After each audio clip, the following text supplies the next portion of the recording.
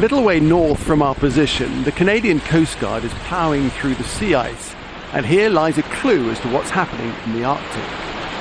The scientific expedition is heading to the Peteman Glacier, where famously this summer an island of ice the size of Manhattan broke off. Warming temperatures of the North Atlantic, they are what is melting 90% of this glacier 500 or 600 meters below the surface. If that glacier accelerates or retreats, can lead to a new net flux of ice into the ocean, and that relates to sea level rise.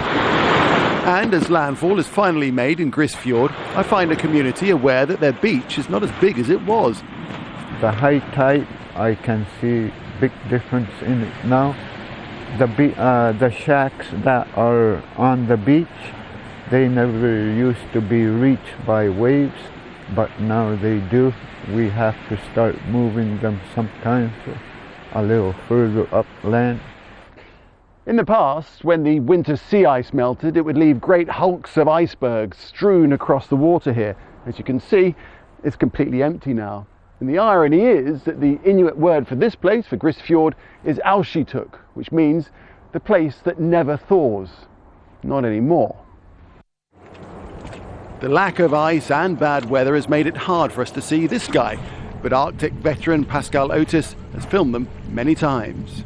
There's many encounters with polar bears over the years, feeding on shore on plants and whatnot. And look at this one here with the two cubs following behind.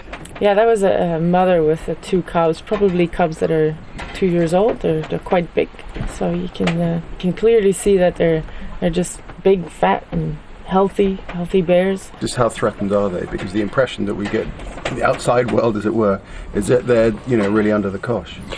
Well, I think that impression is correct if you're looking into the future as the sea ice recedes, because they rely so heavily on that sea ice.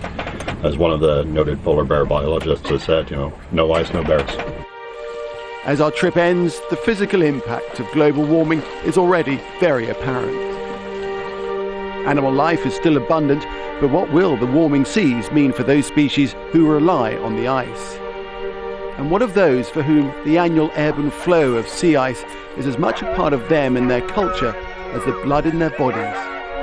And what indeed will it mean for the planet we all live on? Nick Clark, Al Jazeera, in the Polar North.